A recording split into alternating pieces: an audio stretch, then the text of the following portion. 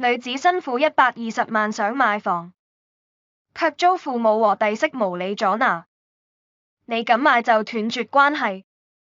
一個女孩子辛辛苦苦工作，下了30萬，約120萬新台幣積蓄，想要圓心中願望買一套屬於自己的房子。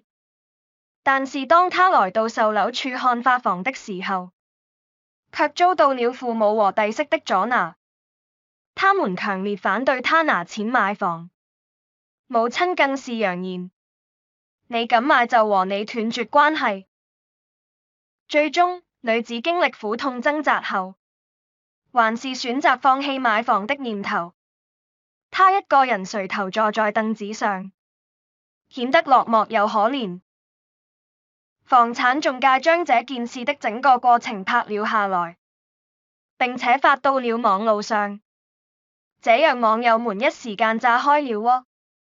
現實中真的有這種不講理的父母嗎？很多網友都站在女孩一邊，建議她換個城市生活，遠離這樣的家庭，找回自己的人生。此後，當事人也在網路上回應了整件事。他說其實視訊錄製的並不是事情的全部原委，其實當天父母反對的不是自己買房，而是因為他當時看房太衝動了，想立即付錢買下來。父母認為他不該這般草率，所以才會阻止他。女子回應後，很多網友覺得可能是自己想錯了，家人或許真的不是因為要拿錢給弟弟用，才反對買房的。事情的真相我們不得而知，但是那些為了供養弟弟而逼迫大女兒不斷拿錢的家庭，是真的存在。年僅21歲的女孩樂樂在大城市找了份不錯的工作，每個月能有幾萬塊的工資，這份收入在同齡人中算是不錯了。但是拿着這麼高的收入，她的生活卻過得一團糟。她很少買新衣服，而且手機也都是媽媽買新機後淘汰下來的。2019年，樂樂在淺塘江散步時，不幸落水失去了生命。當時沒有在工作時間，所以不算工傷，但公司還是出於人道主義，給了家屬6萬塊錢，約24萬新台幣賠償。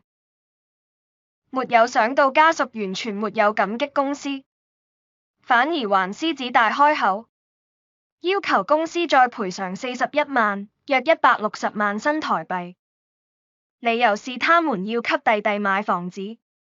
公司領導發現樂樂生前在自己的網路賬號上抱怨過父母很多次，表示自己沒有從父母那裡感受到關愛，非常氣憤，不願再給錢，鬧上了和解欄目。樂樂媽媽的表現，怎麼看都不像一個剛剛失去孩子的母親。她上節目前還化了妝，做了頭髮。現實中多的是這樣的案例，他們無法掙脫原生家庭的桎梏，有的甚至當了媽媽後，繼續區別對待自己的孩子。在這些人的心中，兒子才是自己的後代，才能延續血脈，給自己長臉。那些多出來的女兒，能得到足夠多的愛嗎？答案是顯而易見的。